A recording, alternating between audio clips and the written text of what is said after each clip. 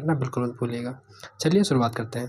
पहला क्वेश्चन है हमारा, आप एक अति सक्रिय बालक को कैसे सही दिशा में लगाएंगे? मतलब एक ओवर एक्टिव जो है चाइल्ड है उसको कैसे आप जो है सही दिशा में लगाएंगे। पहला ऑप्शन है हमारा, उसे पहली पंक्ति में बिठाएंगे और उस पर कड़ी नज़र रखेंगे, या फिर उसे कक्षा में कोने में बैठाने की जगह निर्धारित करेंगे, या फिर ऑप्शन नंबर सी हो जाएगा हमारा, उसे श्यामपट्ट आदि साफ करने का काम देंगे, या फिर ऑप्शन नंबर 4 उपरोक्त में से कोई नहीं। आपको बताना है कि एक अति सक्रिय बालक है उसको सही दिशा देनी है, तो सही दिशा क्या देंगे आप? तो देंगे उसे सही दिशा ऑप्शन नंबर सी, यानी कि उसे श्यामपट्ट आदि साफ करने का काम देंगे। बाकी ना ही कड़ी नज़र रखेंगे, ना ही कोने में बैठा लेंगे, और ये उपरोक्त में से कोई तो नहीं बनता है, तो यानी option number C is correct. चलते हैं अगले क्वेश्चन की ओर, जो कि हमारा प्रश्न नंबर 2।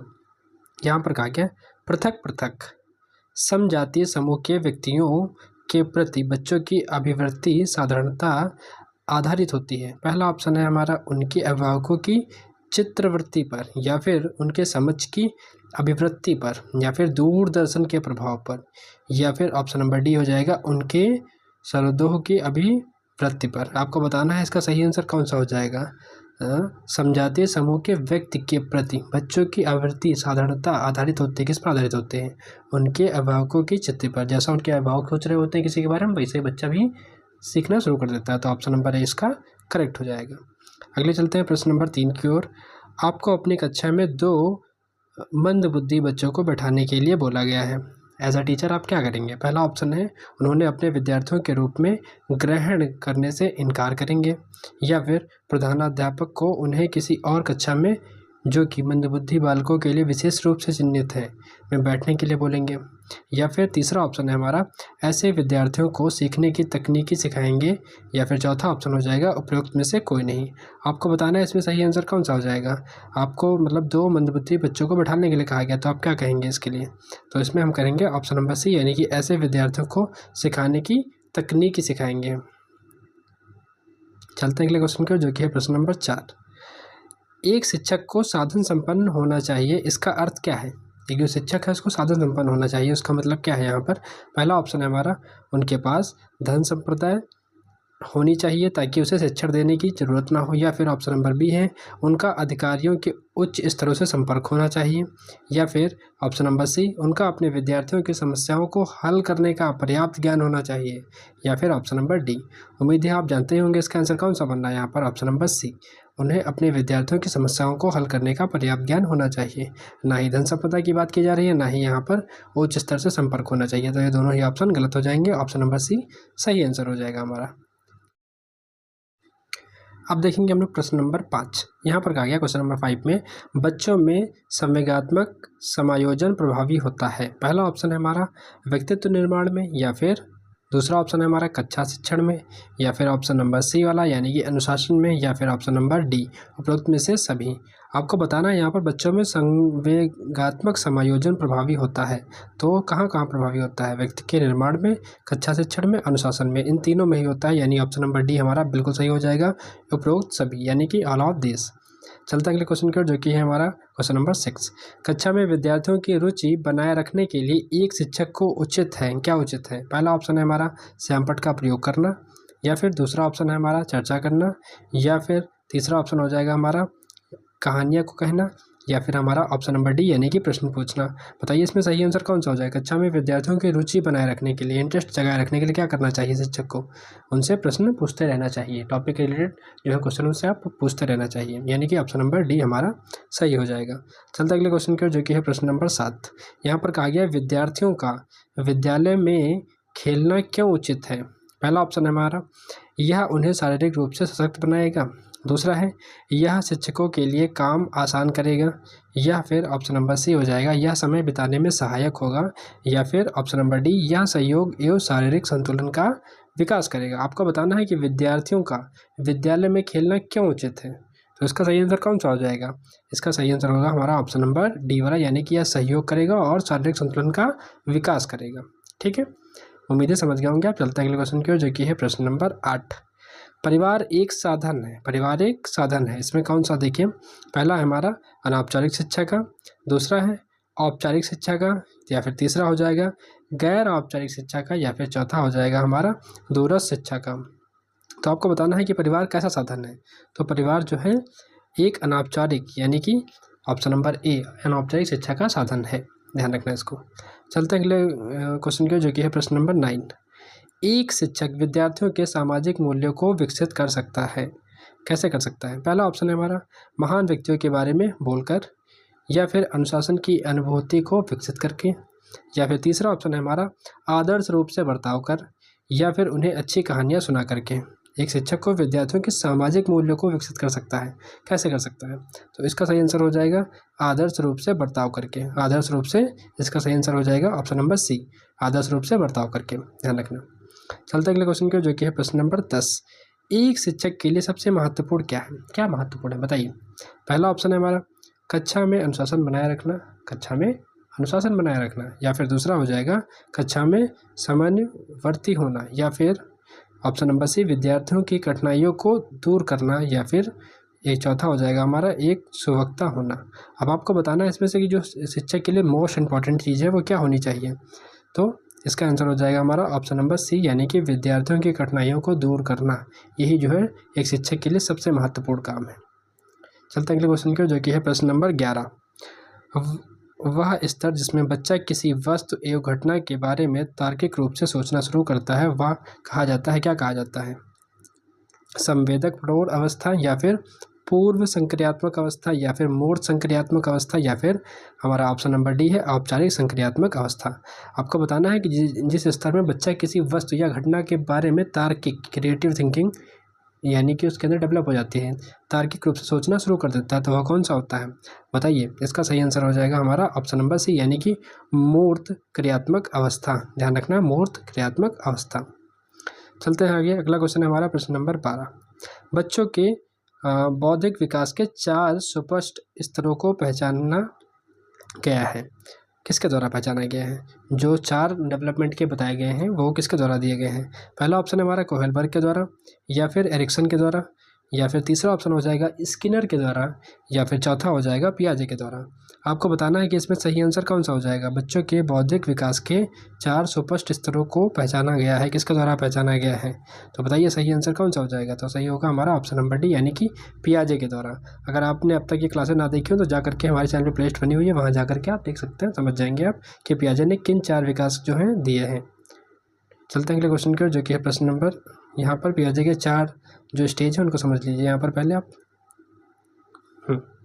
देखिए, सबसे पहली है सेंसरी मोटर स्टेज, यानी कि संवेदी पेशी अवस्था, जो कि क्या होती है जन्म से लेकर के 2 वर्ष तक के बच्चों के लिए होती है। जैसे कि इंद्रियां, सेंसेस शारीरिक गतिविधियों से सीखता है बच्चा जो है। जब बच्चा 0 से 2 वर्ष के बीच में होता है तो कैसे सीखता है? अपने सेंसेस के द्वारा, यानी कि इंद्रियों के द्वारा शारीरिक गतिविधियाँ करके बच्चा सीखने की कोशिश करता है। तो यही यहाँ पर कहा गया है, ठीक है। अगला है हमारा प्री ऑपरेशनल स्टेज, पूर्व संक्रियात्मक अवस्था, जो कि 2 से 7 वर्ष तक होती है। यहाँ पर क्या होता है, बच्चा जो है भाषा के प्रतीकों यानी कि सिंबल्स के माध्यम से उनका उपयोग करके मतलब सीखता है चीज़ों को। और यहाँ पर एक खास बात होती है कि बच्चा क्या होता है, ईगो सेंट्रिक होता है, अहम केंद्रित होती है। उसकी सोच कैसी अहम केंद्रित होती है कि वो जो सोच रहा है वही बात जो है सही है, कहीं ना कहीं एक ईगो सेंट्रिक वाली बात हो जाती है। अगला है हमारा अब जो तीसरी अवस्था है यानी कि थर्ड स्टेज है, उसको बोलते हैं कंक्रीट ऑपरेशनल स्टेज, जो कि 7 से 11 वर्ष के बच्चों के लिए होती है। देखिए यहाँ पर क्या है, ठोस वस्तुओं यानी कि लॉजिकल थिंकिंग, तार्किक सोच की शुरुआत और कंजर्वेशन की समझ, यही हमारा क्वेश्चन था, यानी कि कंक्रीट ऑपरेशनल स्टेज। हिंदी में बोलते हैं इसको मूर्त संक्रियात्मक अवस्था। ध्यान रखिएगा, इसमें जो है उम्र कहाँ से कहाँ तक होती है, 7 से 11 वर्ष के बीच में। अगला है हमारा चौथी स्टेज, जो कि है जिसको औपचारिक संक्रियात्मक अवस्था यानी कि फॉर्मल ऑपरेशनल स्टेज भी कहते हैं। ये 11 वर्ष से ऊपर की जो अवस्था होती है उसको हम लोग कहते हैं। इसमें क्या होता है, बच्चा एब्स्ट्रैक्ट थिंकिंग यानी कि अमूर्त सोच और काल्पनिक समस्याओं पर तर्क करने की क्षमता उसके अंदर विकसित होने लगती है। तो इसी को हम लोग बोलते हैं, ये किसमें होता है, 11 वर्ष से जब एबव हो जाता है, यानी कि औपचारिक संक्रियात्मक अवस्था, फॉर्मल ऑपरेशनल स्टेज। चलते अगले क्वेश्चन की ओर, जो कि है प्रश्न नंबर 13। अल्पवयस्क बच्चों के अधिगम प्रक्रम में अभिभावकों की भूमिका होनी चाहिए। पहला ऑप्शन है हमारा निषेधात्मक, या फिर अगला है हमारा अग्रसक्रिय, या फिर तीसरा हो जाएगा हमारा संवेदनात्मक, या फिर चौथा ऑप्शन हो जाएगा उदासीन। आपको बताना है कि अल्पवयस्क बच्चों के अधिगम प्रक्रम में अभिभावकों की भूमिका होनी चाहिए। कैसी होनी चाहिए, यहाँ पर बिल्कुल आपको ध्यान से देख करके बताना हो कैसी होनी चाहिए। तो इसकी हो जाएगी हमारी अग्र सक्रिय। कैसी? अग्र सक्रिय, ना ही निर्देशात्मक, ना ही संवेदनात्मक, या ही उदासीन। तो यानी ऑप्शन नंबर बी हमारा हो जाएगा अग्र सक्रिय। चलते अगले क्वेश्चन की, जो कि है प्रश्न नंबर 14। बच्चों के संज्ञानात्मक विकास को सबसे अच्छे तरीके से कहाँ परिभाषित किया जा सकता है? पहला ऑप्शन है हमारा खेल के मैदान में, दूसरा है विद्यालय और कक्षा में, या फिर ऑडिटोरियम में, या चौथा ऑप्शन हो जाएगा गृह यानी घर पर। आपको बताना है इसमें से बच्चों के संज्ञानात्मक कॉग्निटिव डेवलपमेंट का सबसे अच्छे तरीके से कहाँ परिभाषित किया जा सकता है। तो किया जा सकता है कहाँ पर? विद्यालय और कक्षा में। ध्यान रखना कहाँ पर? विद्यालय और क्लासरूम में। चलते हैं अगले क्वेश्चन की, जो कि है प्रश्न नंबर 15। देखिए यहाँ पर कहा गया डैश को अनुप्रेषित शिक्षण के लिए एक संकेत के रूप में विवेचित किया जाता है। पहला ऑप्शन है हमारा कक्षा के अधिगम उपस्थिति में, या फिर दूसरा है शिक्षक द्वारा दिया गया उपचारात्मक कार्य, या फिर तीसरा हो जाएगा विद्यार्थियों द्वारा प्रश्न पूछना, या फिर चौथा हो जाएगा कक्षा में पूर्ण निर्भरता कर देना। तो आपको बताना है इसमें सही आंसर कौन सा हो जाएगा।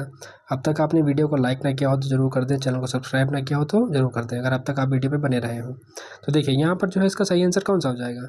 विद्यार्थियों द्वारा प्रश्न पूछना को जो है अनप्रेरित शिक्षक के एक संकेत के रूप में विवेचित किया जाता है। तो कौन सा हो जाएगा? विद्यार्थियों द्वारा प्रश्न पूछना। चलते हैं अगले क्वेश्चन की ओर, जो कि हमारा प्रश्न नंबर 16। देखिए बचपन के संप्राप्तिक दृष्टिकोण की मान्यता है।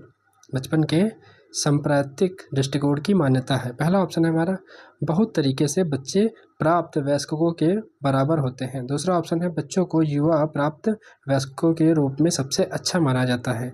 तीसरा है बचपन आधारित रूप से प्रतीक्षा अवधि है। बचपन जो है आधारित रूप से प्रतीक्षा की अवधि है। या फिर चौथा ऑप्शन है हमारा बचपन वृद्धि एवं परिवर्तन की एक अनूठी अवधि है। आपको बताना है इसमें सही आंसर कौन सा हो जाएगा। बचपन के सांप्रतिक दृष्टिकोण की मान्यता है। तो कौन सी मान्यता है इसमें से? बचपन की वृद्धि और परिवर्तन की एक अनूठी अवधि है, यानी कि ऑप्शन नंबर डी हमारा बिल्कुल सही हो जाएगा। चलते अगले क्वेश्चन की, जो कि प्रश्न नंबर 17। यहाँ पर कहा गया एक प्रमाणीकृत पठन परीक्षण लेने के लिए शिक्षक को आधिकारिक परामर्श दिया जाता है, जिसमें पहला ऑप्शन है हमारा क्या परामर्श दिया जाता है।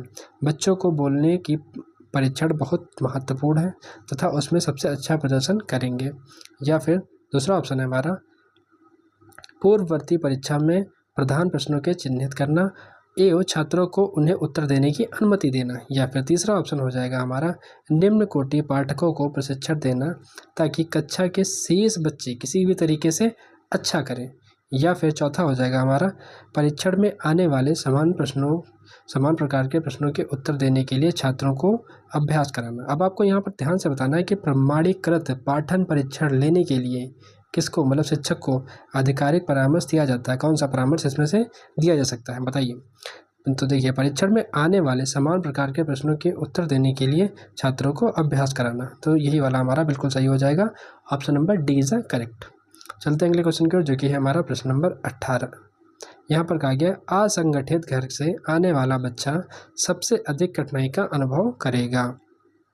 पहला ऑप्शन है कहाँ करेगा, तो स्वनिर्मित पाठों में, या फिर स्वतंत्र अध्ययन में, या फिर नियोजित निर्देश में, या फिर चौथा ऑप्शन हो जाएगा हमारा अभ्यास पुस्तिका में। आपको बताना है कि असंगठित घर से आने वाला बच्चा सबसे अधिक कठिनाई का अनुभव कहाँ करेगा, तो किस चीज़ में उसको सबसे ज़्यादा दिक्कत होगी, तो वो होगा हमारा ऑप्शन नंबर बी स्वतंत्र अध्ययन में। स्वतंत्र अध्ययन में उसको सबसे ज़्यादा कठिनाई का सामना करना पड़ेगा। चलते अगले क्वेश्चन की ओर, जो कि है हमारा प्रश्न नंबर 19। आप देखते हैं कि एक छात्र जो कि बुद्धिमान है, तो आप क्या करेंगे उसके साथ। पहला ऑप्शन है उसके साथ संतुष्ट रहेंगे, या फिर उसे अतिरिक्त गृह कार्य नहीं देंगे, यानी कि उसको कोई होमवर्क नहीं देंगे, या फिर वह जैसे अधिक प्रगति कर सके उस तरह के उसे अनुप्रेरित करेंगे, या फिर चौथा ऑप्शन है उसके अभिभावकों को सूचित करेंगे कि वह बुद्धिमान है। अब बताइए आप क्या करेंगे, एज अ टीचर के रूप में क्या करना चाहिए। तो हम लोग करेंगे ऑप्शन नंबर सी, यानी कि वह जैसे अधिक प्रगति कर सके, जैसे उसका मतलब डेवलपमेंट और बढ़ सके, जितना ज़्यादा वो सीख सके चीज़ों को, तो उस तरह से उसे अनुप्रेरित करेंगे। ऑप्शन नंबर सी हमारा बिल्कुल यहाँ पर सही हो जाएगा।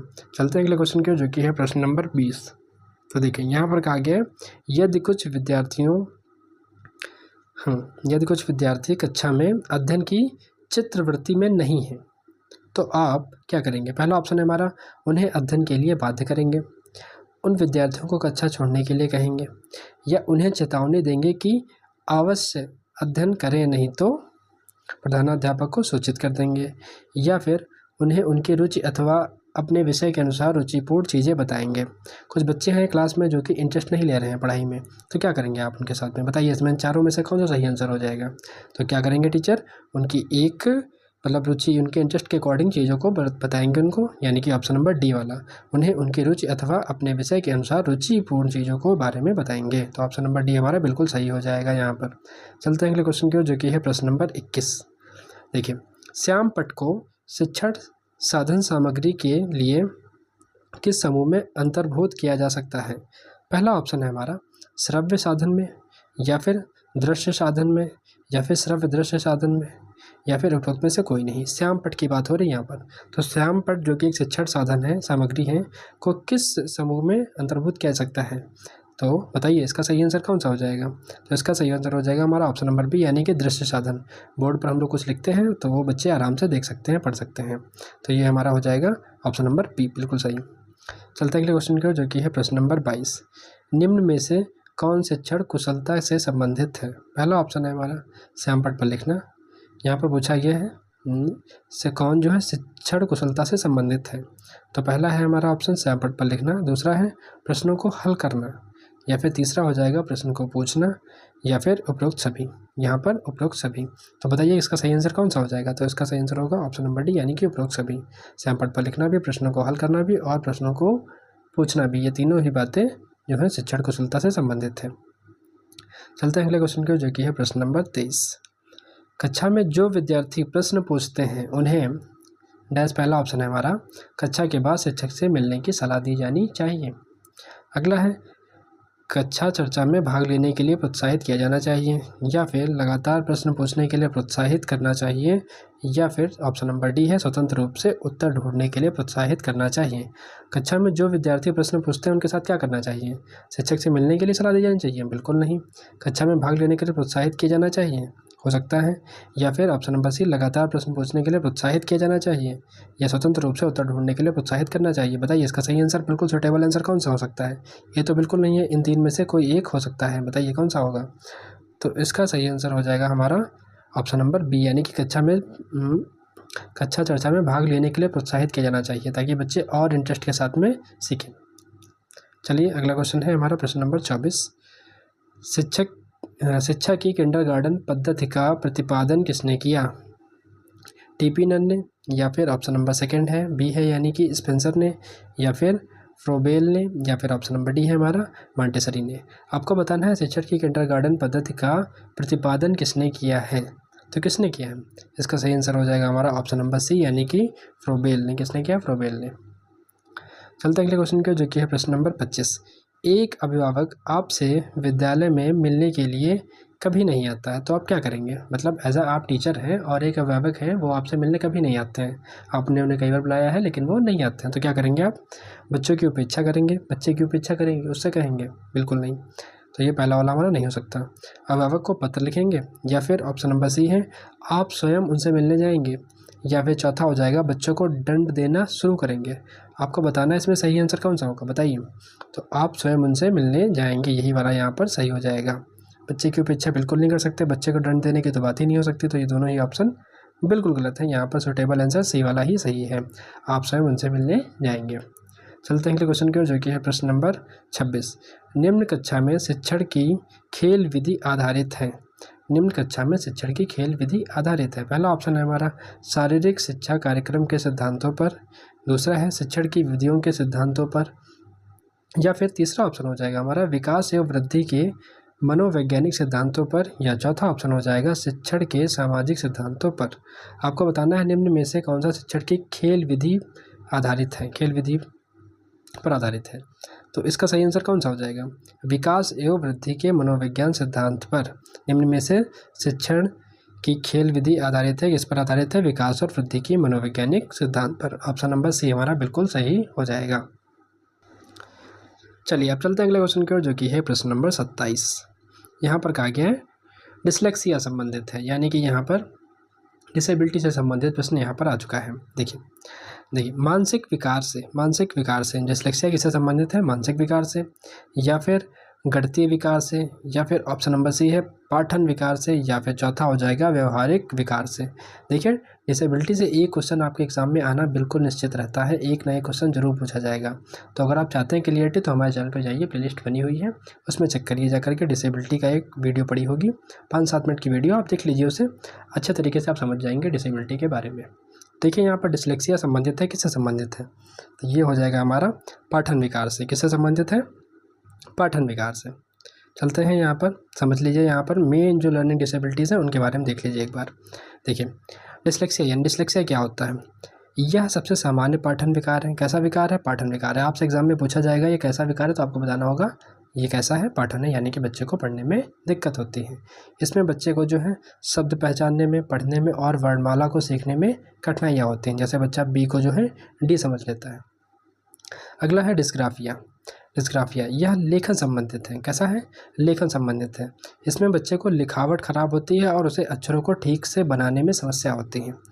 अगला है हमारा प्रश्न नंबर पॉइंट नंबर 3, ये है हमारा डिस्कलकुलिया की बात करी जा रही है। डिस्कलकुलिया यह गणना संबंधित विकार है, यानी इसमें बच्चों को कैलकुलेट करने में, कैलकुलेशन में दिक्कत आती है। इसमें बच्चों को अंक गणित, समय देखने, पैसे का हिसाब किताब करने में कठिनाइयाँ आती हैं। तो ये हमारा कौन सा हो जाएगा?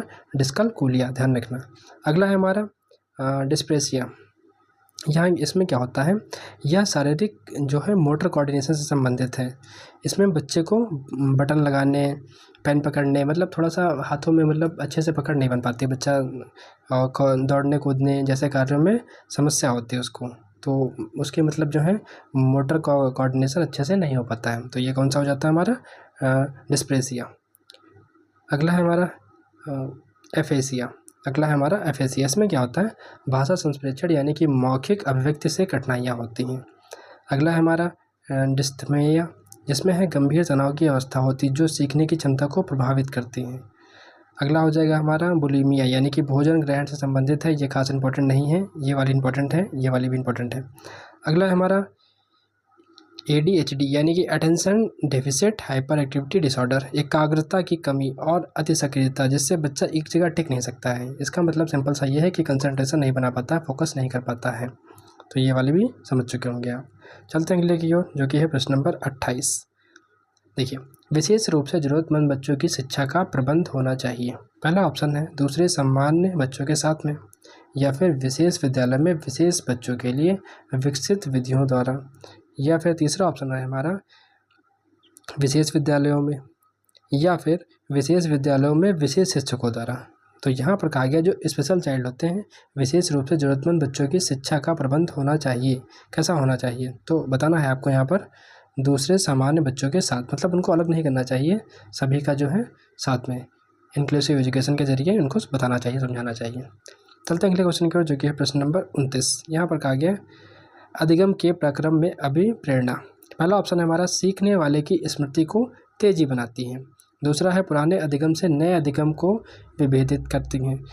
फिर अगला है सी ऑप्शन हमारा एक दिशीय रूप में सोचने में सीखने वालों को प्रस्तुत करती हैं। या फिर चौथा हो जाएगा नए सीखने वालों में अधिगम के लिए रुचि का सृजन करती हैं। आपको बताना है कि अधिगम के प्रक्रम में अभिप्रेरणा, तो इसका सही आंसर बताना है आपको कौन सा हो जाएगा। तो इसका सही आंसर हो जाएगा हमारा ऑप्शन नंबर डी, यानी कि नए सीखने वालों में अधिगम के लिए रुचि का सृजन करती है, ध्यान रखना। अगला है प्रश्न नंबर 30, जो कि हमारा लास्ट क्वेश्चन है। यहाँ पर कहा गया कक्षा 5 के न्यून दृष्टि वाले बच्चों को, पहला ऑप्शन है हमारा क्या करना चाहिए? निम्न स्तर के कार्य के लिए माफ़ करना चाहिए, या फिर उनके दैनिक कार्यों में उनके माता पिता तथा मित्रों की सहायता करनी चाहिए, या फिर ऑप्शन नंबर सी है हमारा कक्षा में सामान्य रूप से बर्ताव करना चाहिए एवं IDOCD के जरिए सहायता प्रदान करनी चाहिए, या फिर ऑप्शन नंबर डी है कक्षा में विशेष बर्ताव करना चाहिए। आपको बताना है इनमें से इसका सही आंसर कौन सा हो जाएगा। तो इसका सही आंसर हो जाएगा ऑप्शन नंबर सी, कक्षा में समान रूप से बर्ताव करना चाहिए और IDOCD के जरिए सहायता प्रदान करनी चाहिए। बच्चे किस बच्चे के लिए? जो बच्चा जो है नवीन दृष्टि वाले बच्चों के लिए बात की जा रही है यहाँ पर। तो ऑप्शन नंबर सी हमारा बिल्कुल सही हो जाएगा। सबसे पहला क्वेश्चन है हमारा संवेग व्यक्ति की उत्तेजित दशा है, क्या कथन किसका है? पियाजे का है, या फिर वुड्सवर्थ का है, या फिर वेलेटाइन का है या फिर रॉस का है। आपको बताना है इसमें से ये सही आंसर कौन सा हो जाएगा, इस क्वेश्चन का सही आंसर कौन सा हो जाएगा। संवेग व्यक्ति की उत्तेजित दशा है, तो कौन सा सही हो जाएगा, इसका सही आंसर हो जाएगा हमारा ऑप्शन नंबर बी यानी कि वुडवर्ड्स। आप लोग भी साथ साथ क्वेश्चन के आंसर देते रहिए, अगर आपको आंसर पता है तो कमेंट सेक्शन में आंसर देते रहिए और लास्ट में स्कोर जरूर बताइए कि आपके कितने क्वेश्चन यहाँ पर सही हुए। अगला क्वेश्चन है हमारा प्रश्न नंबर 2, शैक्षिक विकास में मूल्यांकन का अर्थ है। पहला ऑप्शन है हमारा छात्रों की प्रगति का आकलन, या फिर दूसरा हो जाएगा कक्षा अभिलेखों का मूल्यांकन, या फिर तीसरा हो जाएगा कार्य निष्पादन का मूल्यांकन, या फिर चौथा वाला हमारा हो जाएगा ज्ञान क्षमता का मूल्यांकन। आपको बताना है कि शैक्षिक विकास के मूल्यांकन का अर्थ है, क्या अर्थ है उसका। तो इसका आंसर हो जाएगा हमारा ऑप्शन नंबर पहला वाला यानी कि छात्रों की प्रगति का आकलन करना। ये किसका होता है, शैक्षिक विकास में मूल्यांकन का अर्थ है। चलिए अगले क्वेश्चन की ओर, जो कि हमारा प्रश्न नंबर 3। अब तक आपने वीडियो को लाइक नहीं किया तो कर दीजिए, चैनल पर नए हो तो चैनल को सब्सक्राइब भी कर लीजिएगा। देखिए यहाँ पर पूर्वग्रह यानी कि स्टीरियोटाइप, किशोर हो या फिर किशोरी अपनी डैश के प्रति कठोर होंगे, किसके प्रति, समस्या के प्रति या संप्रत्य के प्रति, जीवन शैली के प्रति या वास्तविकता के प्रति। आपको बताना है कि जो किशोर किशोरी होते हैं वो अपने किस पूर्वग्रही के प्रति कठोर होते हैं, तो किसके प्रति होते हैं। ऑप्शन नंबर बी हो जाएगा हमारा संप्रत्य के प्रति, ध्यान रखना इसको, option number B is the correct answer. चलते हैं अगले क्वेश्चन की ओर, जो कि है प्रश्न नंबर 4। देखिए यहाँ पर कहा गया संज्ञानात्मक विकास के 4 चरणों की पहचान की गई है, किसके द्वारा की गई है। पहला ऑप्शन है हमारा हिलगार्ड के द्वारा की गई है, या फिर दूसरा हो जाएगा स्टार्ट के द्वारा की गई है, या तीसरा हो जाएगा हार्लॉक के द्वारा की गई है, या चौथा ऑप्शन हो जाएगा हमारा पियाजे के द्वारा की गई है। आपको बताना है कि संज्ञानात्मक विकास के 4 चरण हैं जो किसने दिए हैं। इसका सही आंसर बताइए, कमेंट सेक्शन में जरूर बताइए, आपको आता होगा। बहुत इंपॉर्टेंट क्वेश्चन है और हर बार एग्जाम में पूछा ही जाता है। तो इसका सही आंसर हो जाएगा हमारा ऑप्शन नंबर डी यानी कि पियाजे के द्वारा, किसके द्वारा, पियाजे के द्वारा। चलते हैं अगले क्वेश्चन की ओर, जो कि है प्रश्न नंबर, देखिए यहाँ पर जो सबसे पहले समझ लीजिए पियाजे के संज्ञानात्मक विकास के चरण कौन कौन से चरण होते हैं। 4 चरण हैं। पहला है हमारा संवेदी पेशी अवस्था यानी कि सेंसरी मोटर स्टेज बोलते हैं इसको, जो कि जन्म से लेकर के 2 वर्ष तक के बच्चों के लिए होती है। इसमें क्या है, बच्चा इंद्रियों के माध्यम से सीखता है और शारीरिक गतिविधियों से सीखता है। इसमें ऑब्जेक्टिव परमानेंस यानी कि वस्तु स्थायित्व विकसित होता है। तो उम्मीद है पहला आप समझ चुके होंगे, जिसको बोलते हैं सेंसरी मोटर स्टेज। ध्यान रखना कब से कब तक होती है, तो वो जन्म से लेकर के 2 वर्ष तक होती है। अगला है हमारा पूर्व संक्रियात्मक अवस्था, जिसको इंग्लिश में बोलते हैं प्री ऑपरेशनल स्टेज, जो कि 2 से 7 वर्ष तक होती है। इसमें क्या होता है, भाषा और प्रतीकों के माध्यम से उपयोग करके बच्चा चीज़ों को सीखता है, जानता है। और इसमें जो है सोच उसकी क्या होती है, ईगो सेंट्रिक होती है, अहम केंद्रित होती है। तो ये कई बार एग्जाम में पूछा गया कि अहम केंद्रित किस स्टेज में होता है, तो प्री ऑपरेशनल स्टेज, ध्यान रखना इसको। अगला हमारा है मूर्त संक्रियात्मक अवस्था, जिसको बोलते हैं कंक्रीट ऑपरेशनल स्टेज। अब ये यहाँ पर है 7 से 11 वर्ष के बच्चों के, 7 से 11 वर्ष के बच्चे। इसमें क्या होता है, ठोस वस्तुओं पर यानी कि लॉजिकल थिंकिंग यानी कि तार्किक सोच की शुरुआत और कंजर्वेशन यानी कि संरक्षण की समझ, ये क्या होता है, कंक्रीट ऑपरेशनल स्टेज। अगला है हमारा औपचारिक संक्रियात्मक अवस्था यानी कि फॉर्मल ऑपरेशनल स्टेज। ये क्या होती है, 11 वर्ष से पूर्व जो बच्चे होते हैं। इसमें एब्स्ट्रैक्ट थिंकिंग यानी कि अमूर्त सोच और काल्पनिक समस्याओं पर तर्क करने की क्षमता। तो ये हमारा होता है फॉर्मल ऑपरेशनल स्टेज, जो कि 11 वर्ष से अधिक के लिए होता है। आगे चलते हैं, प्रश्न नंबर 5 की बात करते हैं। कौन से गुण अच्छे मानसिक स्वास्थ्य के लिए नहीं है, मतलब कौन से गुण इसमें से जो मानसिक स्वास्थ्य के लिए अच्छे नहीं हैं। तो पहला ऑप्शन है हमारा नियमित जीवन, संवेगात्मक परिपक्वता। अगला है आत्मविश्वास, सहनशीलता, दूसरा ऑप्शन है हमारा। तीसरा हो जाएगा बहुत विनीत या फिर स्वयं में सीमित, या फिर चौथा हो जाएगा वास्तविक की स्वीकृति व स्वमूल्यांकन की योग्यता। आपको बताना है इसमें से जो कौन से अच्छे गुण मानसिक स्वास्थ्य के नहीं हैं।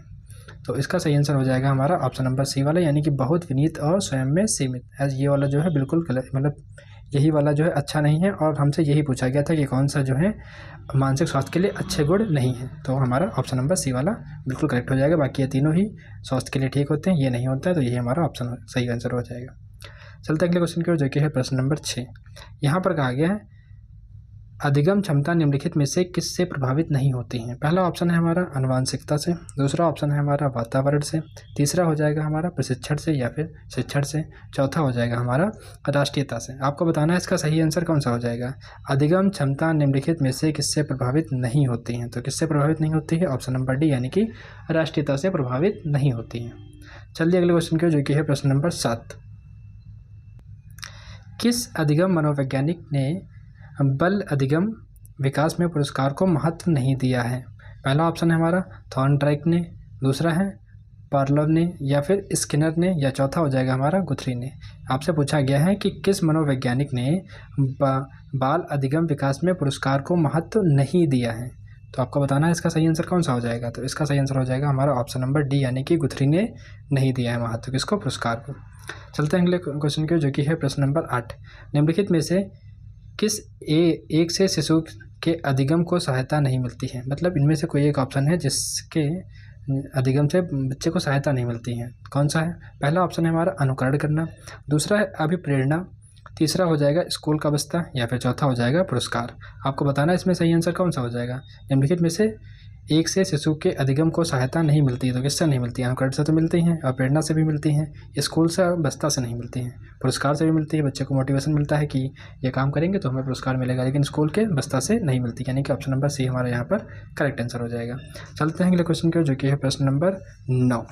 यहाँ पर कहा गया स्वकेंद्रित अवस्था होती है। अभी हमने बताया था आपको स्वकेंद्रित अवस्था होती है बालक के कब? जन्म से 2 वर्ष के बीच में होती है, या फिर 3 से 6 वर्ष के बीच में होती है, या फिर 7 वर्ष से किशोरावस्था तक, या फिर किशोरावस्था में। आपको बताना है इसमें से कौन सा सही आंसर हो जाएगा। अभी थोड़ी देर पहले हम लोगों ने अहम केंद्रित के बारे में पढ़ा था, ईगोसेंट्रिक, वही यहाँ पर है स्वकेंद्रित अवस्था। तो क्या कौन सा हो जाएगा इसका सही आंसर? इसका सही आंसर हो जाएगा हमारा ऑप्शन नंबर बी, यानी 3 से 6 वर्ष की अवस्था। ध्यान रखना इसको। चलते हैं अगले क्वेश्चन की ओर, जो कि है प्रश्न नंबर, देखिए यहाँ पर थोड़ा सा समझ लीजिए एक बार फिर से कि सेल्फ सेंटर्ड यानी कि स्वकेंद्रित क्या होता है। तो देखिए स्वकेंद्रित अवस्था बालक के 3 से 6 वर्ष की आयु तक होती है। इसमें क्या होता है, 3 से 6 वर्ष के बच्चे होते हैं, इसे पियाजे ने प्री ऑपरेशनल स्टेज कहते हैं, जो कि हम लोग ऑलरेडी पढ़ चुके हैं, अभी समझ चुके थे। एक बार दोबारा देख लीजिए। बच्चा केवल अपने पॉइंट ऑफ व्यू से सोचता है। क्या करता है बच्चा ना, अहम केंद्रित का मतलब ये होता है कि बच्चा जो कहता है वो सोचता है कि मेरे ही बातें सही हैं, हम जो कह रहे हैं यही सही है। अगला है उसे लगता है कि पूरी दुनिया उसके पर्सपेक्टिव से चल रही है। ठीक है, वो सोचता है कि पूरी दुनिया उसके पर्सपेक्टिव से चल रही है। इसी को हम लोग बोलते हैं सेल्फ सेंटर्ड यानी कि स्वकेंद्रित। और ये कितने वर्ष तक होता है? 3 से 6 तक। और इसको क्या कहा जाता है? Pre operational stage. और ये स्टेजेस दी किसने हैं? तो पियाजे ने। तो इस तरीके से आप ये सारे क्वेश्चन आपके एग्जाम में बनते हैं। उम्मीद है आप समझ गए होंगे अच्छे से। चलते हैं अगले क्वेश्चन की, जो कि है प्रश्न नंबर 10। माँ बाप के साइंस से बाहर निकले अपने साथी बालकों की संगत को पसंद करना संबंधित है। मतलब जब बच्चा अपने माँ बाप को छोड़ करके अपने दोस्तों के बीच जाता है, थोड़ा सा मतलब छोड़ करके क्या मतलब थोड़ा बड़ा होता है तो दोस्तों में ज़्यादा घुलता मिलता है, वो बात की जा रही है यहाँ पर कि माँ बाप के साय से बाहर निकल अपने साथियों बालकों की संगत को पसंद करना संबंधित है किससे? किशोरावस्था की स्टेज में होता है, या फिर पूर्व किशोरावस्था में, या फिर उत्तर बाल्यावस्था में, या फिर शैशवावस्था से। आपको बताना है इसमें सही आंसर कौन सा हो जाएगा। तो इसका सही आंसर हो जाएगा हमारा ऑप्शन नंबर फर्स्ट, यानी कि किशोरावस्था में। माँ बाप के साय से बाहर निकलकर अपने साथी बालकों की संगत को पसंद करता है किस अवस्था में? जब वो किशोर अवस्था में होता है। चलते हैं अगले क्वेश्चन की ओर, जो कि है प्रश्न नंबर 11। सीखने का प्राथमिक मूलभूत नियम संबंधित है। जो सीखने का प्राथमिक मूलभूत नियम है किससे संबंधित है? पहला ऑप्शन है हमारा अभ्यास करना, दूसरा ऑप्शन है हमारा परिणाम की अपेक्षा से, तीसरा ऑप्शन है हमारा प्रशंसा से, या चौथा ऑप्शन है हमारा तत्परता से। आपको बताना है इसमें सही आंसर कौन सा हो जाएगा। सीखने की प्राथमिक मूलभूत नियमित संबंधित है किससे संबंधित है? तो ये हो जाएगा हमारा ऑप्शन नंबर डी, यानी कि तत्परता से। किससे? तत्परता से। चलते हैं अगले क्वेश्चन की ओर, जो कि है प्रश्न नंबर 12। अगर अब तक अपने वीडियो को लाइक ना किया हो, चैनल को सब्सक्राइब ना किया हो तो जरूर कर दें, और वीडियो कैसी लग रही है कमेंट में करके जरूर बताएं। चलिए, मानसिक परिपक्वता की ऊंचाइयों को छूने के प्रयत्न रहना संबंधित है। तो पहला ऑप्शन है हमारा किशोरावस्था से, दूसरा है प्रौढ़ावस्था से, तीसरा हो जाएगा पूर्व बाल्यावस्था से, या फिर चौथा हो जाएगा उत्तर बाल्यावस्था से। यहाँ पर पूछा गया है मानसिक परिपक्वता यानी कि मेंटल मैच्योरिटी की ऊंचाइयों को छूने के लिए प्रत्यातरण रहना संबंधित है, यानी कि बार बार प्रयास करते रहना है। तो किस में करना है? ये किस में होता है? तो ये किशोरावस्था में होता है। ऑप्शन नंबर ए, यानी कि पहला वाला हमारा सही हो जाएगा। अगला है हमारा प्रश्न नंबर 13। सीखने की प्रक्रिया को प्रभावित करने वाले कारक हैं। कौन कौन से कारक जो हैं सीखने की प्रक्रिया को प्रभावित करते हैं?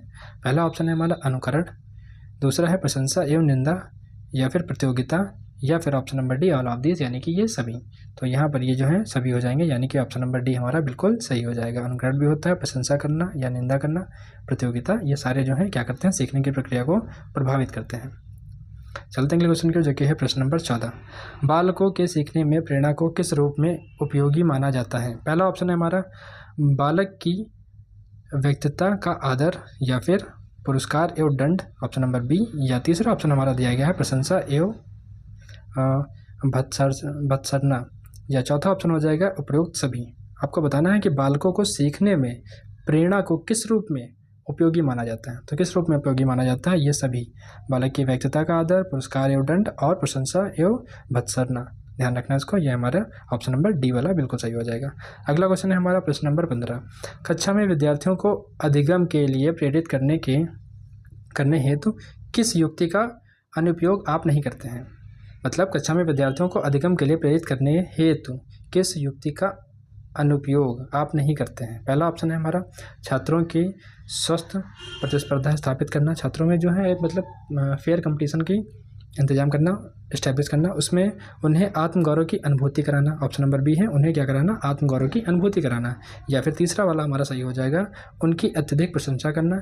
या चौथा हमारा सही हो जाएगा, गतिविधि आधारित शिक्षण अधिगम विधियों का अनुकरण करना। आपको बताना है इसमें से सही आंसर कौन सा हो जाएगा। तो सही आंसर कौन सा हो जाएगा? उनकी अत्यधिक प्रशंसा करना। यहाँ पर पूछा गया था अनुपयोग आप नहीं करते हैं, तो ऑप्शन नंबर सी वाला बिल्कुल सही हो जाएगा, बाकी सारे करते हैं। चलिए अगला क्वेश्चन है जो कि है प्रश्न नंबर 16। यहाँ पर कहा गया बुद्धि और सृजनात्मकता में किस प्रकार का सह संबंध पाया जाता है? पहला ऑप्शन है हमारा धनात्मक, दूसरा है ऋणात्मक, या फिर शून्य, या चौथा हो जाएगा ये सभी। आपको बताना है इसका सही आंसर कौन सा हो जाएगा। तो इसका सही आंसर हो जाएगा बुद्धि और सृजनात्मकता में किस प्रकार का सहसंबंध पाया जाता है, तो वो होता है हमारा धनात्मक। ध्यान रखना। अगला है हमारा प्रश्न नंबर 17। कक्षा में अनुशासन बनाए रखने के लिए सर्वाधिक प्रभावशाली उपाय क्या है? कक्षा में आपको डिसिप्लिन मेंटेन करना है, तो सबसे ज़्यादा प्रभावशाली उपाय क्या है? पहला ऑप्शन है हमारा अनुशासनहीन छात्रों को कक्षा से बाहर निकाल देना, या फिर शिक्षण को रोचक और व्यवहारिक बनाना, या फिर छात्रों के अभिभावकों को सूचित करना, या चौथा हो जाएगा हमारा अनुशासनहीन छात्रों को विशिष्ट सुविधाएं प्रदान करना। अब आपको बताना है इसका सही आंसर कौन सा हो जाएगा। तो इसका सही आंसर हो जाएगा हमारा ऑप्शन नंबर बी, यानी कि शिक्षण को रोचक और व्यवहारिक बनाना। ठीक है, ऑप्शन नंबर बी वाला यहाँ पर हमारा बिल्कुल करेक्ट हो जाएगा। आप जो है लर्निंग को और अट्रैक्टिव बनाइए, जिससे बच्चे उसमें इन्वॉल्व हो जाएंगे, तो वो क्लास को डिस्टर्ब नहीं करेंगे और अनुशासनहीनता नहीं करेंगे। अगला है प्रश्न नंबर 18। यहाँ पर कहा गया शैशवावस्था में बच्चों के क्रियाकलाप डैश होते हैं। पहला ऑप्शन है हमारा मूल प्रवृत्त्यात्मक, या दूसरा हो जाएगा संरक्षित, या फिर संज्ञानात्मक, या चौथा ऑप्शन हो जाएगा हमारा संवेगात्मक। तो आपको बताना है इसमें सही आंसर कौन सा हो जाएगा। शैशव अवस्था में बच्चे के क्रियाकलाप डैश होते हैं, तो क्या होते हैं? ये हमारा पहला हो जाएगा मूल प्रवृत्त्यात्मक। अगले क्वेश्चन की ओर चलते हैं जो कि है प्रश्न नंबर 19। जिन विद्यालयों में समेकित शिक्षा दी जाती है उनके शिक्षकों को किस क्षेत्र विशेष में प्रशिक्षण करना चाहिए? किनकी बात की जा रही है? समेकित शिक्षा। तो पहला ऑप्शन है हमारा विशेष आवश्यकता वाले बच्चों की पहचान और शिक्षण, या फिर दूसरा ऑप्शन है हमारा व्याख्यान विधि द्वारा शिक्षण, या तीसरा ऑप्शन हमारा हो जाएगा क्रियात्मकता के साथ में शिक्षण, या चौथा हो जाएगा उपरोक्त में से कोई नहीं। आपको बताना है इसका सही आंसर कौन सा हो जाएगा। तो 19 का सही आंसर हो जाएगा हमारा ऑप्शन नंबर ए, यानी कि विशेष आवश्यकता वाले बच्चों की पहचान और शिक्षण। जिन विद्यालयों में समेकित शिक्षा दी जाती है वहाँ क्या? विशेष आवश्यकता वाले बच्चों की पहचान और शिक्षण। चलिए अगले क्वेश्चन की ओर जो कि है प्रश्न नंबर 20। निम्नलिखित में से किस समूह के बच्चों में समायोजन की समस्या होती है? किस समूह के बच्चों को समायोजन की समस्या होती है? पहला ऑप्शन है हमारा औसत बुद्धि वाले बच्चे, यानी कि जो दिमाग से बहुत तेज नहीं होते उनको बोलते हैं लोग औसत बुद्धि वाले बच्चे। अगला है हमारा ग्रामीण बच्चे, या फिर अध्ययनशील बच्चे, या फिर कुशाग्र बुद्धि वाले बच्चे, यानी कि जिनका ब्रेन बहुत तेज होता है, हाई IQ वाले बच्चे। तो आपको बताना है इसमें से सही आंसर कौन सा हो जाएगा।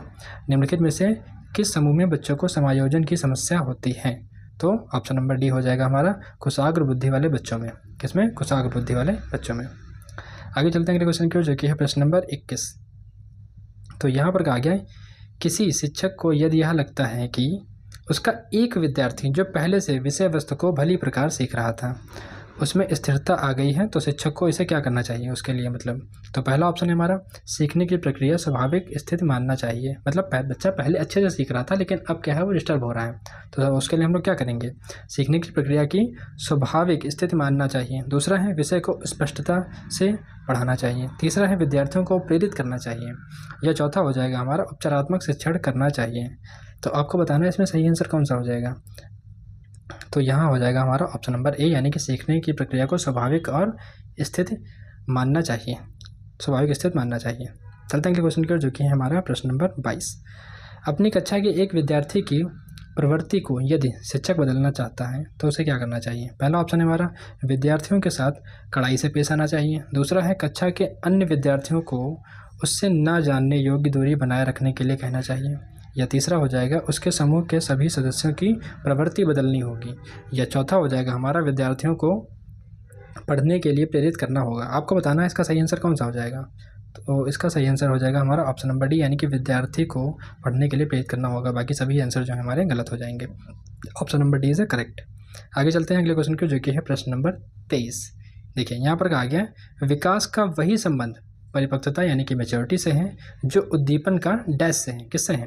पहला ऑप्शन है परिवर्तन, दूसरा हो जाएगा हमारा प्रतिक्रिया यानी कि रिएक्शन, रिएक्ट करना, तीसरा हो जाएगा प्रयास, और चौथा है हमारा परिणाम। आपको बताना है विकास का वही संबंध, जो विकास का संबंध परिपक्वता से है, वही संबंध उद्दीपन का किससे है? तो उद्दीपन का संबंध है किससे? प्रतिक्रिया से, यानी कि ऑप्शन नंबर बी बिल्कुल सही जवाब हो जाएगा, ऑप्शन नंबर बी। अगले क्वेश्चन है जो कि हमारा प्रश्न नंबर 24। पियाजे मुख्य रूप से किस अध्ययन के लिए जाने जाते हैं? मोस्ट इंपॉर्टेंट क्वेश्चन, एग्जाम में आना ही आना है। टेट का क्वेश्चन हो और पियाजे से क्वेश्चन ना है, ऐसा हो ही नहीं सकता। टेट का पेपर हो और पियाजे से क्वेश्चन ना है तो हो ही नहीं सकता। समझिए, पहला हमारा पियाजे मुख्य रूप से किस अध्ययन के लिए जाने जाते हैं? पहला ऑप्शन है हमारा भाषा विकास, दूसरा है यहाँ पर ज्ञानात्मक विकास, तीसरा हो जाएगा हमारा नैतिक विकास, या चौथा हमारा हो जाएगा सामाजिक विकास। आपको बताना है किसके लिए जाने जाते हैं पियाजे। तो यहाँ पर संज्ञानात्मक होना चाहिए, ज्ञानात्मक लिखा है। संज्ञानात्मक विकास के लिए पियाजे का ऑप्शन नंबर बी वाला हमारा बिल्कुल सही। आगे चलते हैं अगले क्वेश्चन की, जो कि है प्रश्न नंबर 25। जब कभी दो या अधिक व्यक्ति एक साथ मिलते हैं, एक दूसरे को प्रभावित करते हैं, दो लोग एक दूसरे से मिल रहे हैं और एक दूसरे को इम्प्रेस कर रहे हैं, तो वे एक सामाजिक समूह का निर्माण करते हैं। यह कथन किसका है? यह कथन है आंशिक रूप से सत्य है, या फिर सत्य है, या फिर कदाचित सत्य नहीं है, या फिर असत्य है। मतलब कुछ परसेंट ये बात सही है, लेकिन दूसरा ऑप्शन है हमारा कि पूरी तरीके से सही है, या तीसरा हो जाएगा कदाचित सत्य नहीं है, मतलब बिल्कुल सही नहीं है, या फिर चौथा हो जाएगा हमारा असत्य ही है, बिल्कुल गलत है। आपको बताना है यहाँ पर कि ये बात कैसे है। जब दो लोग एक दूसरे को मिलते हैं, प्रभावित करते हैं, तो फिर वे एक सामाजिक समूह का निर्माण करते हैं। तो ये वाला बात कैसे क्या हो जाएगा? ऑप्शन नंबर बी बिल्कुल सत्य है, यानी कि बिल्कुल बी वाला सही हो जाएगा। आगे चलते हैं अगले क्वेश्चन की ओर, जो कि प्रश्न नंबर 26। शिक्षण प्रक्रिया में निम्नलिखित में से किसका भली प्रकार ध्यान रखना चाहिए? पहला ऑप्शन है हमारा विद्यार्थियों की सक्रिय भागीदारी का, दूसरा है अनुशासन और नियमित उपस्थिति का, तीसरा है गृह कार्य की जांच में लगन, या चौथा हो जाएगा विषय वस्तु की कठिनाई स्तर। आपको बताना है इसमें से सही आंसर कौन सा हो जाएगा। शिक्षण प्रक्रिया में निम्नलिखित में से किसका भली प्रकार ध्यान रखना चाहिए? तो किसका ध्यान रखना चाहिए? ऑप्शन नंबर ए, यानी कि विद्यार्थियों की सक्रिय सहभागिता का। आगे चलते हैं अगले क्वेश्चन की ओर, जो कि है देखिए यहाँ पर कुछ बातें दी गई हैं टीचिंग प्रोसेस के बारे में। जो शिक्षण प्रक्रिया है, टीचिंग प्रोसेस है, उसको इफेक्टिव बनाने के लिए कुछ 5 तरीकों का ध्यान रखना चाहिए। पहला हमारा है लर्नर सेंटर्ड अप्रोच, यानी कि बच्चा किस तरीके से सीख पा रहा है उसके हिसाब से आपको पढ़ाना होगा, यानी कि शिक्षण हमेशा बालक की नीड और इंटरेस्ट के अनुसार होना चाहिए। दूसरा हमारा यहाँ पर दिया गया है लर्निंग बाय डू, यानी कि बच्चों को खुद काम करके सीखने यानी कि प्रैक्टिकल लर्निंग के मौके देना चाहिए। अगला हमारा है यूज़ ऑफ टीचिंग एड, यानी कि आप टीचिंग एड्स का यूज़ करिए, जैसे कि चार्ट हो गया, मॉडल्स हो गया, विजुअल का प्रयोग, ताकि विषय आसान लगे। क्या लगे? विषय आसान लगे, मतलब बच्चों को चार्ट वार्ट करके बताइए ताकि आराम से वो समझ सकें चीज़ों को। अगला हमारा पॉजिटिव रीइंफोर्समेंट, बच्चों को कोशिश पर उसे अप्रिसिएट या प्रोत्साहित करें। पॉजिटिव रीइंफोर्समेंट यानी कि बच्चों को प्रोत्साहित करते रहिए कि हाँ तुम कर लोगे, ऐसा करना चाहिए, ये सब बातें जो है आपको ध्यान रखना है। और प्रीवियस नॉलेज, मतलब नई जानकारी बच्चों के ओल्ड नॉलेज के पूर्व ज्ञान से जोड़कर पढ़ाना चाहिए। जैसे कि अगर आप मान लीजिए दिल्ली के बारे में पढ़ाना चाह रहे हैं तो पहले आप कैपिटल ऑफ इंडिया की बात करेंगे, फिर दिल्ली शहर के बारे में बताएंगे, इस तरीके से। मतलब बच्चा जो चीज़ जानता है उससे रिलेट करके उसको नई बातें बतानी चाहिए। तो ये हमारे थे टीचिंग प्रोसेस जो क्या करते हैं, इफेक्टिव बनाते हैं। चलिए अगला क्वेश्चन है हमारा प्रश्न नंबर 27। निम्नलिखित व्यक्तियों में से कौन अपने बच्चे या फिर बच्चों को आंतरिक प्रेरणा दे रहा है? पहला ऑप्शन है हमारा फादर रॉबर्ट अपनी कक्षा के उन बच्चों को चॉकलेट देते हैं जो कि अच्छा व्यवहार करते हैं। दूसरा है अगली कक्षा में कक्षान्वित पाने पर नंद कुमार अपने पुत्र को कहानी की पुस्तक देते हैं। तीसरा है हमारा अपने पुत्र के जन्मदिन पर गिरजेश जो हैं वो कुमार दावत देते हैं। या फिर चौथा हो जाएगा विज्ञान विषय में सर्वोच्च अंक पाने पर राकेश कुमार अपने पुत्र की प्रशंसा करते हैं। आपको बताना है इसमें से सही आंसर कौन सा हो जाएगा। तो निम्नलिखित व्यक्तियों में से कौन सा अपने बच्चों को आंतरिक प्रेरणा दे रहा है? तो इसका सही आंसर हो जाएगा हमारा ऑप्शन नंबर डी, विज्ञान विषय में सर्वोच्च अंक पाने पर राकेश कुमार अपने पुत्र की प्रशंसा करते हैं, यानी कि ऑप्शन नंबर डी हमारा बिल्कुल सही हो जाएगा। चलते अगले क्वेश्चन की ओर, जो कि प्रश्न नंबर 28। बच्चों के सामाजिक विकास में डैश का विशेष महत्व होता है। किसका? पहला ऑप्शन है हमारा खेल का, दूसरा हो जाएगा बाल साहित्य का, या फिर तीसरा हो जाएगा दिनचर्या का, या चौथा हो जाएगा संचार माध्यम का। आपको बताना है इसमें से बच्चों के सामाजिक विकास में किसका महत्व है। तो यहाँ पर हो जाएगा खेल का विशेष महत्व होता है। किसका? खेल का विशेष महत्व होता है। अगला है हमारा प्रश्न नंबर, यहाँ पर कुछ बातें दी गई हैं, समझिए पहले इनको। टीम वर्क की बात की जाए, बच्चा दूसरों के साथ में कोऑपरेट करना सीखता है। मतलब जब बच्चे को आप टीम वर्क देते हैं तो वो सब मिल करके आपस में काम करते हैं, तो एक कोऑपरेशन बिल्ड हो जाता है उनके बीच में। अगला है रूल्स, यानी कि खेल के संबंध से वह डिसिप्लिन और अन्य नियमों का पालन सीखता है।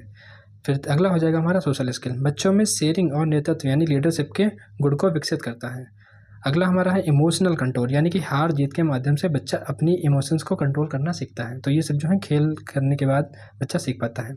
टीम वर्क क्या होता है, रूल्स क्या होते हैं, सोशल स्किल्स क्या होती हैं, और इमोशंस को कैसे कंट्रोल करते हैं, ये सारी बातें बच्चा खेल में कई बार सीखता है। अगला है हमारा प्रश्न नंबर 29। यहाँ पर कहा गया है भाटिया बैटरी का प्रयोग निम्नलिखित में से किसके परीक्षण हेतु किया जाता है। पहला है हमारा व्यक्तित्व के, दूसरा है हमारा बुद्धि के, तीसरा है संज्ञानात्मकता के, या फिर चौथा हो जाएगा हमारा अभिवृत्ति के। आपको बताना है कि भाटिया बैटरी का प्रयोग निम्नलिखित में से किस परीक्षण के लिए किया जाता है, बताइए। तो ये हो जाएगा हमारा ऑप्शन नंबर बी, यानी कि बुद्धि के परीक्षण के लिए किया जाता है, इंटेलिजेंस को चेक करने के लिए। अगला है हमारा प्रश्न नंबर, यहाँ पर भाटिया बैटरी के बारे में कुछ बातें हैं, जान लीजिए। भाटिया बैटरी का प्रयोग इंटेलिजेंस को मापने के लिए किया जाता है। इसका पर्पस क्या होता है? इंटेलिजेंस टेस्ट होता है, मतलब बच्चा कितना काबिल है ये जानने के लिए उसकी बुद्धि कैसी है, उसका बुद्धि का परीक्षण करते हैं इसमें।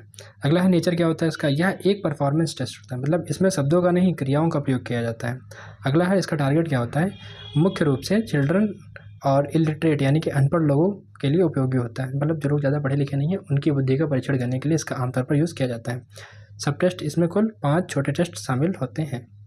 चलते हैं अगले क्वेश्चन की ओर, जो कि है हमारा प्रश्न नंबर 30, जो कि हमारी वीडियो का लास्ट क्वेश्चन है। अगर आपको वीडियो पसंद आई हो तो कमेंट में करके जरूर बताएं। कोहेलबर्ग का विकास सिद्धांत निम्नलिखित में से किससे संबंधित है? अब ये जो क्वेश्चन का आंसर है ये आपको देना है कमेंट सेक्शन में।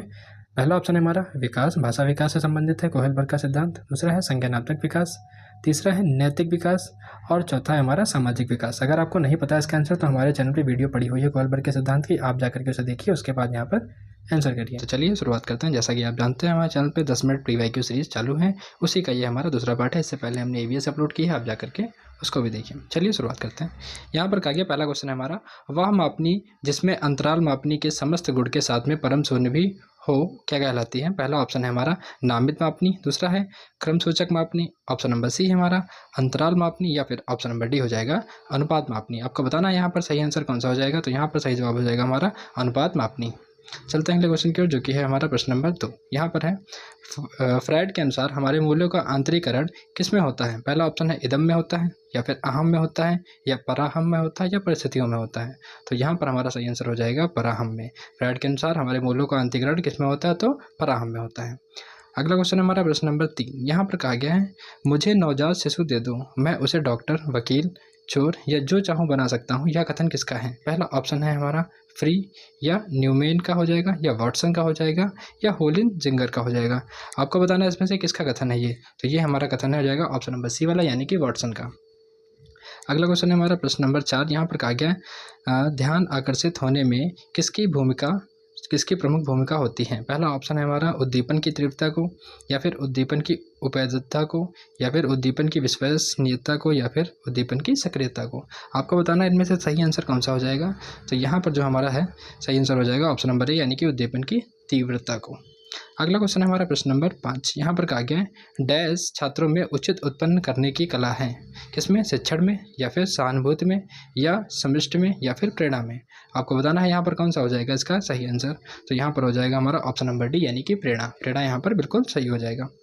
अगला क्वेश्चन है हमारा प्रश्न नंबर 6। यहाँ पर कहा गया फ्रायड के अनुसार विस्मरण क्या है? पहला ऑप्शन है हमारा तथ्यों और धारणा करने की विफलता, दूसरा है पूर्व अनुमान का स्मरण करने की सफलता, या फिर ऑप्शन नंबर सी हो जाएगा वह प्रवृत्ति जिसके द्वारा दुखद अनुभवों को स्मृति से अलग कर दिया जाता है, या फिर ऑप्शन नंबर डी हो जाएगा हमारा उपरोक्त में से कोई नहीं। आपको बताना है इनमें से सही आंसर कौन सा हो जाएगा। तो फ्रायड के अनुसार विस्मरण क्या है? तो विस्मरण क्या है? वह प्रवृत्ति है जिसके द्वारा दुखद अनुभवों को स्मृति से अलग कर दिया जाता है। अगला हमारा प्रश्न नंबर 7। यहाँ पर कहा गया है SO-R किसके द्वारा प्रस्तावित किया गया है? पहला ऑप्शन है हमारा वाटसन के द्वारा, दूसरा है कोहेलर के द्वारा, या फिर गेस्टाल्टवादी के द्वारा या फिर कोफका के द्वारा। आपको बताना है इसमें कौन सा सही हो जाएगा। तो यहाँ पर हमारा जो सही हो जाएगा ऑप्शन नंबर सी, यानी कि गेस्टाल्टवादी, ऑप्शन नंबर सी। अगला क्वेश्चन है हमारा प्रश्न नंबर 8। यहाँ पर कहा गया है ध्यान को केंद्रित करने की आंतरिक दशा है। ध्यान को केंद्रित करने की आंतरिक दशा क्या है? पहला ऑप्शन है हमारा अवधि, या फिर नवीनता, या फिर रुचि, या फिर आकार। तो बताइए कौन सा हो जाएगा यहाँ पर सही आंसर। तो यहाँ पर हो जाएगा हमारा रुचि, यानी कि ध्यान को केंद्रित करने की जो आंतरिक दशा है वो क्या है? तो वो रुचि है। अगला हमारा है प्रश्न नंबर 9। यहाँ पर कहा गया एक परिस्थिति में अर्जित ज्ञान का दूसरी परिस्थिति में उपयोग क्या कहलाता है? तो यहाँ पर है हमारा सीखने की विधियाँ, या फिर ऑप्शन नंबर सीखने की स्थानांतरण, या फिर सीखने की पठार, या ऑप्शन नंबर डी हो जाएगा सीखने में रुचि। तो आपको बताना है एक परिस्थिति में अर्जित ज्ञान का दूसरी परिस्थिति में उपयोग कैसे कहलाता है, क्या कहलाता है? तो बताना है यहाँ पर आपको बिल्कुल सही आंसर कौन सा हो जाएगा? स्थिति में स्थानांतरण, यानी ऑप्शन नंबर बी वाला। अगला क्वेश्चन हमारा प्रश्न नंबर 10। यहाँ पर कहा गया है अनुभव द्वारा व्यवहार में परिवर्तन कहलाता है। क्या कहलाता है? स्मृति कहलाता है, सीखना कहलाता है, प्रेरणा कहलाता है, या फिर चिंतन कहलाता है। आपको बताना है अनुभव द्वारा व्यवहार में परिवर्तन। तो अनुभव द्वारा व्यवहार में परिवर्तन क्या कहलाता है? सीखना कहलाता है। ऑप्शन नंबर बी हमारा बिल्कुल सही हो जाएगा। अगर अब तक आप वीडियो पर रुके रहे हो तो वीडियो को लाइक कर दीजिए और सब्सक्राइब करिए चैनल को, और वीडियो को अपने 10 दोस्तों के साथ जरूर शेयर करें, जिससे कि थोड़ा सा हमें मोटिवेशन मिले। चलिए अगला क्वेश्चन हमारा प्रश्न नंबर 11। यहाँ पर है सांख्यिकी में वह रेखा क्षेत्र जिसमें आवर्तियों को स्तंभों द्वारा प्रदर्शित किया जाता है कहलाता है। पहला ऑप्शन है हमारा स्तंभ कृति, या फिर दूसरा हो जाएगा आवृत्ति बहुभुज, या फिर संचयी आवृत्ति, या फिर ऑप्शन नंबर डी हो जाएगा हमारा रेखा चित्र। आपको बताना है यहाँ पर सांख्यिकी में वह रेखा चित्र जिसमें आवर्तियों को स्तंभों द्वारा प्रदर्शित किया जाता है क्या कहलाता है? बताइए। तो यहाँ पर हमारा सही आंसर हो जाएगा स्तंभाकृति, यानी ऑप्शन नंबर ए। अगला क्वेश्चन है हमारा प्रश्न नंबर 12। विकास किस अवस्था में बुद्धि का अधिकतम विकास होता है? विकास की किस अवस्था में बुद्धि का जो है अधिकतम विकास होता है, मैक्सिमम डेवलपमेंट होता है हमारे दिमाग का? तो किस में होता है? बाल्यावस्था में होता है, शिशुअवस्था में होता है, किशोरावस्था में होता है, या फिर प्रौढ़ावस्था में होता है? आपको बताना है इसमें सही आंसर कौन सा हो जाएगा। तो यहाँ पर सही आंसर हो जाएगा हमारा किशोरावस्था, यानी कि ऑप्शन नंबर सी बिल्कुल सही हो जाएगा। चलिए अब देखते हैं अगला क्वेश्चन, जो कि है प्रश्न नंबर 13। हाँ, यहाँ पर कहा गया शिशु का अधिकांश व्यवहार आधारित होता है, किस पर आधारित होता है? मूल्य प्रवृत्ति पर, या फिर नैतिकता पर, या फिर वास्तविकता पर, या फिर ध्यान पर। आपको बताना है इनमें से कौन सा इसका जो है सही हो जाएगा। शिशु का अधिकांश व्यवहार आधारित होता है, किस पर आधारित होता है? तो मूल प्रवृत्ति पर। किस पर? मूल प्रवृत्ति पर। पहला ऑप्शन हमारा सही हो जाएगा। अगला क्वेश्चन प्रश्न नंबर 14। यहाँ पर कहा गया अंतर्दृष्टि यानी कि सूझ द्वारा सीखने के सिद्धांत में कोहेल ने किस पर प्रयोग किया है? पहला ऑप्शन है कुत्ते, दूसरा है वन मनुष्य, तीसरा हो जाएगा हमारा बिल्ली, या फिर ऑप्शन नंबर डी हो जाएगा हमारा चूहों। तो आपको बताना है कि अंतर्दृष्टि द्वारा सीखने के सिद्धांत में कोहेल ने किस पर प्रयोग किया था? तो यहाँ पर हमारा सही आंसर हो जाएगा ऑप्शन नंबर बी, यानी कि वन मनुष्य, वन मनुष्य, वन मनुष्य, यानी बी वाला बिल्कुल सही। अगला हमारा है प्रश्न नंबर 15। यहाँ पर कहा गया यह आवश्यक नहीं है कि उच्च बुद्धि लाभ वाले बच्चे डैश में भी उचित होंगे। पहला है सृजनशीलता में, दूसरा है अध्ययन में, या फिर विश्लेषण करने में, या फिर अच्छे अंक प्राप्त करने में। यह आवश्यक नहीं है कि जो हायर बुद्धि वाले बच्चे हैं वो बच्चे डैश में भी उच्च होंगे। किस में उच्च होंगे बताइए। तो यहाँ पर हो जाएगा हमारा सृजनशीलता में, ऑप्शन नंबर ए हमारा पहला हो जाएगा, सही हो जाएगा। अगला क्वेश्चन है हमारा प्रश्न नंबर 16। यहाँ पर कहा गया है अधिगम में किस प्रभाव का नियम दिया था? पहला ऑप्शन है हमारा पावलोव ने, या फिर स्किनर ने, या वाटसन ने, या फिर थॉर्नडाइक ने। आपको बताना है अधिगम में किसने प्रभाव का नियम दिया था? तो यहाँ पर हो जाएगा हमारा ऑप्शन नंबर डी, यानी कि थॉर्नडाइक ने जो है इसका नियम दिया था। अगला क्वेश्चन है हमारा प्रश्न नंबर 17। निम्न में से किस विधि का प्रयोग स्मृति के मापने के लिए किया जाता है? पहला ऑप्शन है हमारा प्रत्याहन, या फिर तार्किक विधि, या फिर पहचान विधि, या फिर पुनर्सीखना विधि। आपको बताना है निम्नलिखित में से किस विधि का प्रयोग स्मृति के मापन के लिए नहीं किया जाता है। नहीं किया जाता है, नहीं ध्यान रखना यहाँ पर है। तो किसके लिए नहीं किया जाता है बताना है आपको आंसर। तो ये हो जाएगा हमारा ऑप्शन नंबर बी, यानी कि तार्किक विधि का जो है नहीं यूज़ करते हैं, बाकी तीनों का यूज़ करते हैं। अगला क्वेश्चन है हमारा प्रश्न नंबर 18। यहाँ पर कहा गया प्रासंगिक अंतर्बोध परीक्षण का विकास किसके द्वारा किया गया है? पहला ऑप्शन है हमारा साइमंड के द्वारा, या फिर होल्ट्जमैन के द्वारा, या फिर मरे, या फिर बेलक। अब आपको बताना है इसमें से कौन सा इसका सही आंसर हो जाएगा। तो यहाँ पर हमारा सही आंसर हो जाएगा ऑप्शन नंबर सी, यानी कि मरे। अगला है मनोविज्ञान का शिक्षा के क्षेत्र में सबसे बड़ा योगदान है। पहला ऑप्शन है हमारा विषय केंद्रित शिक्षा में, या फिर शिक्षक केंद्रित शिक्षा में, या फिर क्रिया केंद्रित शिक्षा में, या ऑप्शन नंबर डी हो जाएगा हमारा बाल केंद्रित शिक्षा में। आपको बताना है मनोविज्ञान का शिक्षा के क्षेत्र में सबसे बड़ा योगदान। तो योगदान कौन सा हो जाएगा? बाल केंद्रित, यानी कि चाइल्ड सेंटर्ड एजुकेशन में। अगला हमारा है प्रश्न नंबर 20। यहाँ पर कहा गया निम्नलिखित में से कौन सा वृद्धि और विकास के सिद्धांतों से संबंधित नहीं है। इंपॉर्टेंट बात याद रखना, नहीं है वाले ऐसे क्वेश्चन कई बार आते हैं एग्जाम में, यही गलत होते हैं। तो निरंतरता का सिद्धांत, दूसरा है वर्गीकरण का सिद्धांत, या फिर समन्वय का सिद्धांत, या फिर वैयक्तिकता का सिद्धांत। आपको बताना है यहाँ पर निम्नलिखित में से कौन सा वृद्धि और विकास के सिद्धांतों से संबंधित नहीं है। तो यहाँ पर जो हमारा सही आंसर हो जाएगा वो ऑप्शन नंबर बी, यानी कि वर्गीकरण का सिद्धांत। अगला क्वेश्चन है हमारा प्रश्न नंबर 21। यहाँ पर कहा गया है कक्षा शिक्षण में पाठ प्रस्तावना सोपन सीखने के किस नियम पर आधारित है। पहला ऑप्शन है हमारा प्रभाव का नियम, दूसरा है सदृश्यता का नियम, फिर है हमारा तत्परता का नियम, फिर हो जाएगा सहचार्य का नियम। तो यहाँ पर हमारा सही आंसर हो जाएगा तत्परता का नियम, ऑप्शन नंबर सी हमारा बिल्कुल सही हो जाएगा। अगला क्वेश्चन है प्रश्न नंबर 22। तो सन प्रत्यय निर्माण का प्रथम सोपान है। पहला ऑप्शन है हमारा सामान्यीकरण, फिर विभेदीकरण, फिर प्रत्यक्षीकरण, या फिर ऑप्शन नंबर डी हो जाएगा हमारा पृथक्करण। अब आपको बताना है सन प्रत्यय निर्माण का प्रथम सोपान है। तो यहाँ पर जो हो जाएगा हमारा ऑप्शन नंबर बी, यानी कि विभेदीकरण। ध्यान रखना कौन सा हो जाएगा, बी वाला। अगला हमारा है प्रक्षणात्मक अधिगम संप्रदाय किसके द्वारा दिया गया था। तो पहला हमारा है टॉलमैन, दूसरा है बेडोरा, या फिर ऑप्शन नंबर सी है थॉर्नडाइक के द्वारा, या फिर कोहलर के द्वारा।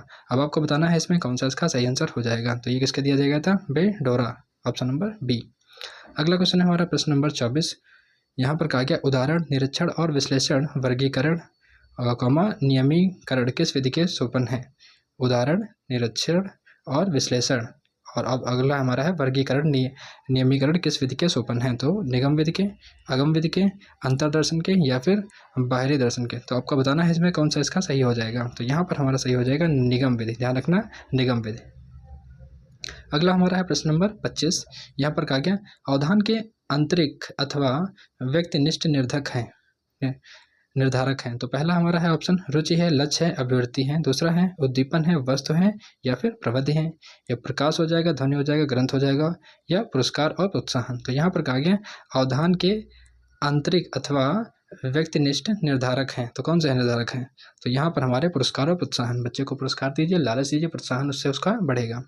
अगला हमारा है प्रश्न नंबर 26। यहाँ पर कहा गया है बाल मनोविज्ञान का क्षेत्र है। पहला ऑप्शन है हमारा केवल शैशवावस्था, दूसरा है केवल गर्भावस्था, या फिर केवल बाल्यावस्था, या फिर गर्भावस्था से किशोरावस्था की विशेषताओं का अध्ययन। तो बताइए यहाँ पर सही आंसर कौन सा हो जाएगा। तो बाल मनोविज्ञान का क्षेत्र जो है वो कौन सा है, केवल शैशव अवस्था, यानी ऑप्शन नंबर ए वाला हमारा बिल्कुल सही है। अगला क्वेश्चन है प्रश्न नंबर 27। यहाँ पर कहा गया है वह अवस्था जो कि माता के 21वें गुणसूत्र जुड़े के अलग ना हो पाने के कारण होती हैं कहलाती हैं क्या। डाउन सिंड्रोम, या फिर क्लीन फिल्टर सिंड्रोम, या फिर टर्नर सिंड्रोम, या फिर विल्सन सिंड्रोम। अब आपको बताना है इसमें कौन सा इसका सही हो जाएगा। तो वह अवस्था जो कि 21वें गुणसूत्र से जुड़े के अलग ना हो पाने के कारण होती हैं, तो उसको हम लोग बोलते हैं कौन सा, क्या बोलते हैं उसको। यहाँ पर हो जाएगा हमारा down syndrome, option number A वाला।